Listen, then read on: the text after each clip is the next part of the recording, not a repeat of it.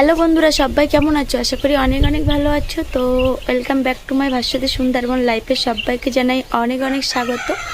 তো কি বলবো, আজকে না আমি একদমই ভালো নেই। দূর থেকে তোমাদের সঙ্গে বলি, তো আজকে বৃহস্পতিবার। তো বৃহস্পতিবার এখান থেকে একদিন আগে, তো একদিন আমি ভিডিওই বানাইনি। আমি একদমই ভালো নেই। তো খুব খারাপ মন, নিজের পরে রাগ হচ্ছে, এরকম অবস্থা। তো মঙ্গলবার দিন কি হয়েছে জানো? মঙ্গলবার দিন আমি তো ব্লগটা করছিলাম। তো ব্লগটা যে কলে গেলাম না, কলে গিয়ে ওখানটা বসে গল্প করছিলাম। তো ওইখানে বসে গল্প করে বাড়ি আসলাম। বাড়ি আসতে আসতে সন্ধ্যা হয়ে গেছিলো। আর এসে বাচ্চাদের যেহেতু পরীক্ষা চলছে, পড়াতে চলে গেছি সঙ্গে সঙ্গে। তো মুরগির কথা আর মনে ছিল না। তো মুরগি একবার মনে হয়েছিল যে, তো শাশুড়ি মা মুরগি তুলছিল, যে কয়লার বাচ্চাগুলো আমাদের দিয়েছিল না, সেই বাচ্চাগুলো ঘরে তুলে দিচ্ছিল। তারপরে বড় মুরগি সেগুলো তুলছিল। তো আমি ভেবেছিলাম হয়তো আমাদের ঘরটাও তালা দিয়ে দেবে। তো মনে ছিল না, তার জন্য আর দিইনি। আর আমি তো তাড়াহুড়ো করে সন্ধ্যা দিয়ে বাচ্চাদের পড়াতে বসে গেছি। আর আমার মাথায় নেই যে বাচ্চাদের পরীক্ষা বলে পড়াতে চলে গেলাম, আর মাথায় নেই যে মুরগি ঘর দরজা দেওয়া হয়নি। তো সরাসরি পড়িয়ে আমি সেদিন আবার রান্না করছিলাম রাতে। তো পড়িয়ে মাছ পেয়েছিল না, মাছ রান্না করছিলাম। প্রত্যেকদিন না শোবার আগে আমরা বাইরে একটু হাঁটাহাঁটি করি আর দেখে যাই মুরগি ঘরটার তালা দিয়েছি কিনা। কিন্তু সেদিন আর এদিকে আসেইনি। আমি উঠোনে বেরোইনি সেদিনটা। রান্না বান্না করে খেয়ে দিয়ে একবারে ঘুমিয়ে পড়েছিলাম, বাইরে আর বেরোনো হয়নি। আর মুরগির কথা মনেই ছিল না, তো ঘুমিয়ে পড়ে। তো শ্বশুরমশাই আগে উঠেছিল, উঠে দেখে দরজা খোলা। তো ডাকাডাকি করছে যে মুরগি কোথায় গেল। তো দেখলাম মুরগির পশম পড়ে আছে চারিদিকে। তো 9টা বাচ্চা ছিল আর ওর মা ছিল, 10 জন ছিল টোটাল।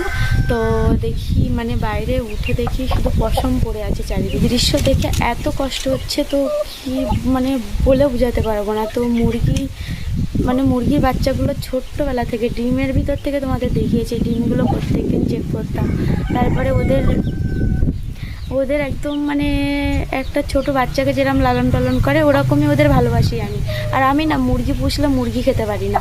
আমি প্রচুর মুরগি পুষেছি, তো কোনোদিন একটা নিজের মুরগি নিজে খেয়েছে সবাই, কিন্তু আমি খেতে পারি না। এর আগের ব্লগেও বলেছি। তো আমার নিজে হাতে কোনো কিছু পুষলে না, নিজের সন্তানকে যেমন মানুষ করা হয়, তো আমিও ভাবি যে ওদের আমি পালন করছি, তো নিজের সন্তানের চোখে দেখা হয়। আমি একদম ওদের মাংস খেতে পারি না। আমি সেই জন্য কয়লার মুরগিগুলো আমি নিইনি, যে নিলে আমি খেতে পারবো না। তার জন্য শাশুড়ি মাকে সব বাচ্চা দিয়ে দিয়েছি। আমার গ্রুপ থেকে 20টা বাচ্চা দিয়েছিল, তো সেই বাচ্চাগুলো নিইনি। তো আমি জানি আমি খেতে পারবো না, আমি যদি নিজে হাতে পুষি, তো তার জন্য আমি পুষিনি। তো এই বাচ্চাগুলোই মানুষ করছিলাম। তো তোমাদের সঙ্গে প্রায় কিছু কিছু ব্লগে দেখাতাম। তো বেশ বড় হয়ে গেছিলো। আর ওরা না ছাড়া অটোমেটিক ছাড়া থাকতো সকাল থেকে। সকালবেলা ছেড়ে দিতাম আর সেই বিকেলবেলা নিজেরা ঘরে উঠে যেত। তো প্রথম ছোটো ছিল বাচ্চারা, তখন তো উঠতে পারতো না, তখন ধরে ধরে তুলে দিতে হতো। তারপরে একটু বড় হয়ে গেলে ওরা লাফিয়ে সব ঘরের ভিতরে উঠে যেত। তো দেখিয়েছি, তো ওর মা ওদের নিয়ে উঠতো। আমার একটুখানি ভুলের জন্য কত বড় ক্ষতি হয়ে গেল। আমাদের এদিকে না খাটাসের উৎপাত প্রচুর। তো আমি দেখতেই পাও, প্রায় বিকালে আমি পুকুর ঘাটে বসে থাকি, বসে পাহারা দিই মুরগিগুলোকে। সেদিন আমার একটু মাথায় ছিল না। তো ভেবেছিলাম একবার, তো শাশুড়ি মা ওই যে মুরগি ঘরের ধার দিয়ে হাঁটছিল, আর এইখানটায় সেদিন রান্না করছিল, ওই পাকা উনুনে সেদিন রান্না করছিল। তার জন্য আমি ভেবেছি উনি দিয়ে দেবে, তো তারও মনে নেই। তো কি হবে। তো বাচ্চা 5টা নিয়ে গেছে আর মাকেও নিয়ে গেছে। টোটাল পশমগুলো এখান থেকে পুরো পড়ে আছে। তো দেখে আমি তো সেদিন তো ভিডিও বানাইনি, তার পরের দিনও ভিডিও বানাইনি। তো আজকে তোমাদের সঙ্গেই শেয়ার করছি। আর একটা টোটাল এখনও 4টে বাচ্চা আছে। তো আর একটা বাচ্চারও ধরেছিল, সে বেঁচে আছে। তো সে একদম নিচ্ছুম হয়ে গেছে, তো ক্ষত আছে। তো চলো দেখাই। এদিকে দেখো, এই 3 মূর্তি আছে, আর এদিকে দেখো এরা।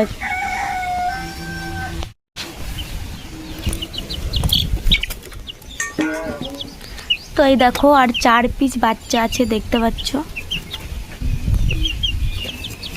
তো আর 4 পিস বাচ্চা আছে। তো কত সুন্দর সুন্দর বাচ্চা, ফুটফুটে বাচ্চা, চারিদিকে শুধু ঘুরে বেড়াতো। আর 1 মাসের ভিতরে বেশ বড়ও হয়েছিল। তো ভাবলেই কষ্ট হচ্ছে যে নেই। আর ওই মুরগিটা না, আগে যারা আমার পুরানো ভিডিওগুলো দেখো তারা দেখলে বুঝতে পারবে, ওই মুরগিটা আগে না একবার বেঁচে এসছে। তো সারা রাত ওই ঠান্ডার সময়, কনকনে ঠান্ডার সময় মাঠের মাঝখানে ছিল, আমার তুলতে মনে ছিল না।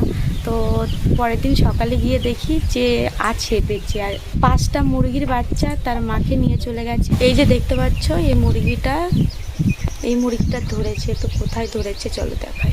দেখো মুরগিটা কেমন জড়সড়ো হয়ে আছে, দেখো এইখানটা। তো দেখতে পাচ্ছ এইখানটা ধরেছিল। বাচ্চাটার ধরেছে কাদের দিকে দেখতে পাচ্ছ কতটা ক্ষত করে ফেলেছে। তো বাচ্চাটা না কিছুই খাচ্ছে না, তো জড়সড় হয়ে আছে, গলায় কিছুই নেই। আর 3টে বাচ্চা ভালো আছে। তো যাই হোক করে 4জন প্রাণে বেঁচে গেছে, আর সবই চলে গেছে খাটাসের পেটে। তো খুব কষ্ট হচ্ছে। তো সেই ডিমের থেকে না আমি মানে ডিমের ভেতর থেকে, তোমরাই আর যারা আমার পুরানো ভিডিও দেখেছো তারাই বুঝতে পারবে, ডিমের ভিতর থেকে আমি প্রত্যেকদিন কান দিয়ে শুনতাম যে মানে আওয়াজ হচ্ছে কি না, বা মানে ডিমের যে হালকা হালকা মানে ফেটে যায় না, সেটা নখ দিয়ে আরও ফাটিয়ে দিতাম যাতে তাড়াতাড়ি বেরিয়ে যায় বাচ্চাগুলো।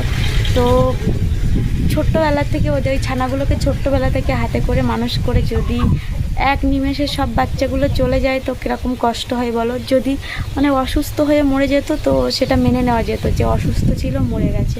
তো শুধু আমার নিজের ভুলের কারণে অতগুলো প্রাণী একটা দিনে এক নিমেষে শেষ হয়ে গেল।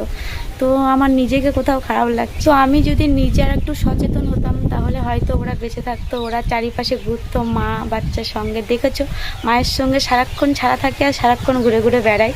দেখেছো বাচ্চাগুলো কেমন চারিদিকে ঘুরে ঘুরে বেড়াতো। আর ওর মা না সারা জায়গায় ওদের নিয়ে ঘুরতো। আর মানে ম্যাশ আমার কিনতেই হতো না, ওর মা ওদের এখান থেকে ওখান থেকে খাইয়ে নিয়ে আসতো, ম্যাশ খেতো না তেমন। তো ওর মা নেই বলে আমি এই ঝাঁকার ভিতরে ওদের ঢেকে রেখেছি, আর ম্যাশ কিনে এখন ওদের দিচ্ছি, মানে ছাড়ছি না। আর বাচ্চাগুলো না কেমন থমকে গেছে, মানে ঘরের নিচে ওইখানটা থেকে যাচ্ছে না। মানে ওরা হয় সেই রাত্রে ধরেছে, ওরা সেই দৃশ্যটা হয়তো চোখের সামনে দেখেছে তার জন্য। তো যদি আমরা শব্দও শুনতে পারতাম তাহলে ছুটে আসতে পারতাম। একটা নিয়ে গেলে তাও মনের বোঝানো যেত, একসঙ্গে পাঁচটা ছোট্ট ফুটফুটে বাচ্চা, তার সঙ্গে তার মাকে নিয়ে গেছে। তো আমি সেদিন আমার গা হাত পা জন্য কেমন একটা হচ্ছে। তো খুব নিজেকে খারাপ লাগছে, কষ্ট হচ্ছে যে আমি কি করলাম। তো আমি না সকালবেলা উঠে চারিদিকে তন্ন করে খুঁজেছি যে বাচ্চাগুলো পাওয়া যায় কিনা। তো বাচ্চাগুলোও পেলাম না। মায়ের পশম দেখি, মানে এখান থেকে আমাদের ওই পুকুরের ওই সাইড পর্যন্ত পশম ফেলেছে, মানে মা খেয়ে নিয়েছে, সঙ্গে বাচ্চাগুলো ধরে খেয়ে নিয়েছে। কি বলবো, বলার কোনো ভাষা নেই। তো আমি যদি একটু সচেতন হতাম, যদি একবার মানে মুরগি বাচ্চাগুলো ঠিকঠাক উঠেছে কিনা তো একটু যদি দেখতাম, তাহলে আর এই এত বড় ভুল হতো না। তো কারো উপরে ভরসা করা একদম উচিত না। যেটুকু নিজের সেটুকু নিজের মানে সব দিকে সমান চোখ দিয়ে দেখা দরকার। তো ভালো শিক্ষা হয়ে গেল, এবার থেকে লাইফে কোনো দিন আর এরকম ভুল হবে না। তো কি বলবো, বারবার মনে পড়ছে ছোট্ট বাচ্চাগুলো, একদম ছোট্ট ওর মায়ের কোল থেকে আমি নিয়েছিলাম, নিয়ে একটা মানে কৌটায়, ওর ওই ঘরেই থাকতো, কৌটায় রেখে দিতাম যাতে মা চেপে না মেরে দেয়। তো আলাদা করে রাখতাম। তারপরে যখন সম্পূর্ণ সব বাচ্চাগুলো উঠে গেল তখন ওর মায়ের কাছে দিয়ে দিয়েছিলাম। তো খেতে দেওয়া, তাদের জল খাওয়ানো, ছোট্ট করে মানে বড় হতে দেখেছি, আবার এক নিমেষে শেষ হতেও দেখলাম।